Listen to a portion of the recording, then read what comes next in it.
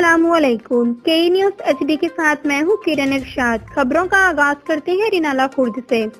Al-Khidmat welfare council Renala خورد کے زیر اہتمام یوم پیدائش قائد اعظم محمد علی جناح اور کرسمس کے موقع پر تقریب کا انعقاد کیا گیا۔ ہمارے نمائندہ عمران خوشی کی رپورٹ کے مطابق ضلع بھر کی معروف سماجی، کاروباری، صحافتی شخصیات نے تقریب میں شرکت کی۔ مسیحی طلباء و طالبات، میونسپل کمیٹی کے ملازمین، پاسٹر صاحبان کو شیلڈز اور پھولوں کے گلدستے پیش کیے گئے، جبکہ قائد اعظم محمد علی جناح کی سالگرہ اور مسیحی برادری کے کرسمس پر علیحدہ علیحدہ کیک کاٹے گئے۔